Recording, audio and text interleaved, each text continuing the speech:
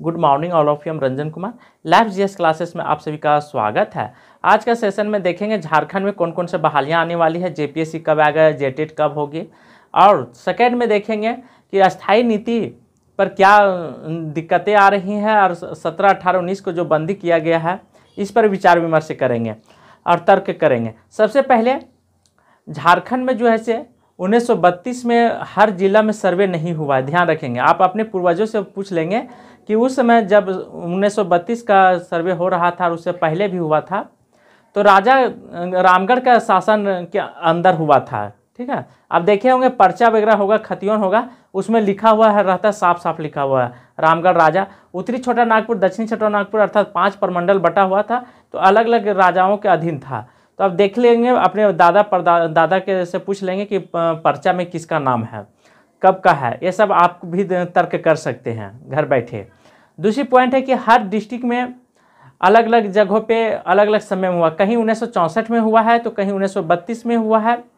अब यहाँ सामंजस्य बैठाना है कि 1932 को लेकर के चले या 1964 को लेकर चले या 65 को लेकर चले, ऐसे बहुत सारे मुद्दा यहाँ पे खड़ा हो जाता है। तो दोस्तों सबसे पहले इस बात को ध्यान देना है कि 1932 लेकर के चलेंगे या तो खतियोनी नीति के आधार पर यदि अस्थायी नीति का लागू किया जाता है तो बेस्ट होगा, क्योंकि खतियोनी नीति उन्हें रघुवर सरकार 1985 मान करके अस्थायी नीति को लागू किए थे, उस पर बहाली लिए, लेकिन फिर भी बहुत सारे बाहरी लोग घुस गए, उत्तर प्रदेश के लोग घुस गए और बिहार के, पश्चिम बंगाल के। लेकिन अभी वर्तमान में जो नियोजन नीति बनाई गई है वह 60 और 40 है, देखिए इस तरह से है, 60 और 40% लेकर के, ठीक है, 60-40% लेकर के।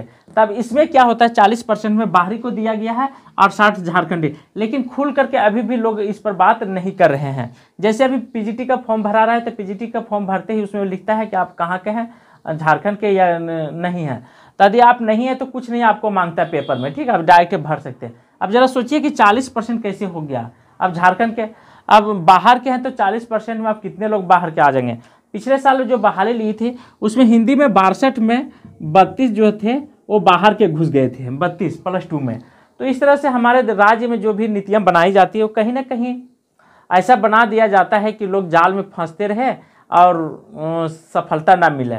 इन सभी नीतियों से हमें ऊपर उठना है और अपने अधिकार के लिए लड़ना है।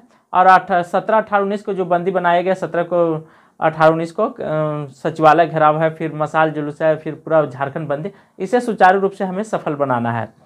दूसरी बात, यदि आप सो गए तो आप अपने बेटों को, अपने आप जो आप पढ़ रहे हैं या तो आपके दादा माँ बाप पढ़ा रहे हैं, आपका सपना पूरा नहीं होगा। क्यों नहीं होगा?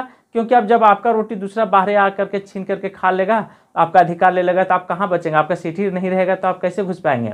तो आपको जागना होगा, लड़ना होगा, ना कि किसी तरह एग्जाम ले लेगा। किसी तरह एग्जाम ले लेगा तो उससे कोई फायदा होने वाला नहीं है जब तक ना आपका सीट रिजर्व पर ना होगा। तो 60 और 40 नियोजन नीति से को हमको लाभ नहीं, से खंडन कर देना अनिवार्य है। रह गया 1985 को लेकर के, जैसे 1985 रघुवर सरकार ने 1985 मान करके 2017 के बहाली में 2016, हाँ 14 और 16 में जो बहाली ली गई थी 2014-16 में, ये 1985 मान करके ली गई थी।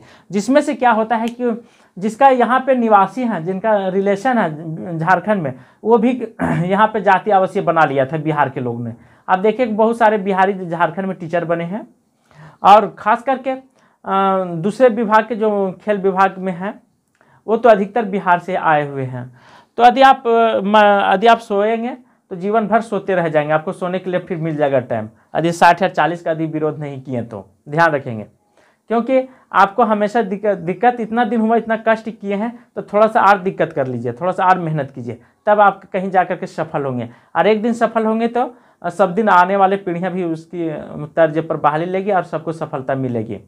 यदि पहले इस पर नियोजन नीति पर लोग बहस किए हुए रहते 16-17 में, 15-16 या 14-16 में जो भी, लेकिन ऐसा कुछ नहीं किया, सब ने अपना अपना रोटी सेकने की कोशिश की। सब स्वार्थी होते हैं, झारखंड के लोग ऐसे भी स्वार्थी होते हैं क्योंकि सपोर्ट नहीं करते हैं, ठीक है, ये सब तो जानते हैं कि किस तरह से एक दूसरे को मदद नहीं करते हैं।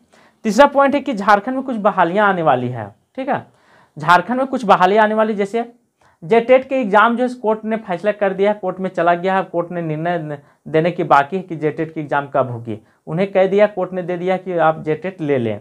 अब सरकार पर निर्भर करती है सीएम, क्योंकि जैसे सीएम महोदय हमारे जो है मुख्यमंत्री जी वो एक बटन दबाएंगे तुरंत जेटेट का एग्ज़ाम निकल जाएगी।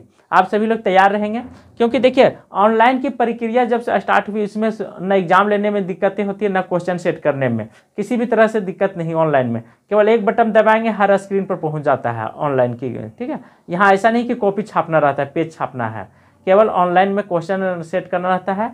बाकी वो सरकार पर निर्भर करता है कब लेगी नहीं लेगी, क्योंकि आप देखते होंगे कि 5 साल कार्यकाल में चौथा या तीसरा साल जैसे समाप्त होती है हर स्टेट में वैकेंसियाँ निकलना स्टार्ट हो जाती है। सभी गवर्नमेंट सभी सरकार जो है से लुभाने के लिए वैकेंसियाँ निकालती है। यदि आप चूक जाएंगे तो फिर जीवन भर पछताएंगे। और तीसरी पॉइंट है कि 946 पदों पर, ठीक है, दरोगा की बहाली आई, सर्जेंट मेजर जिसका है समकक्ष कहा जाता है। 946 पदों पर बहुत जल्द झारखंड में बहाली होने वाली। इसमें लगभग 15 भाषाओं की मान्यता मिली, असमिया, तेलुगु, उड़िया और बंगाली, उर्दू, हिंदी, मराठी, अंग्रेजी, इस तरह से मिला करके 15 भाषाओं का मान्यता मिली हुई है झारखंड में।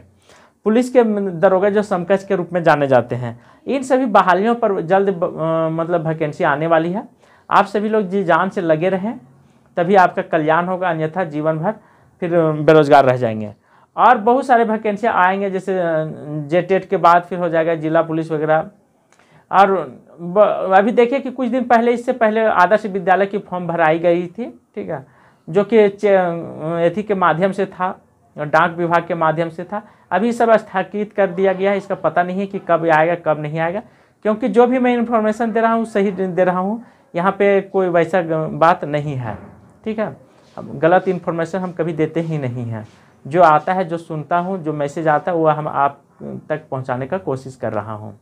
तो यदि आपको अच्छा लगेगा तो अपनी सुविधा के लिए आप सभी लोग सब्सक्राइब कर सकते हैं, लाइक कर सकते हैं, शेयर कर सकते हैं, ताकि हर व्यक्ति तक यह सूचना पहुंच जाए। आज का सेशन मैं यहीं पर समाप्त करता हूं। Thank you.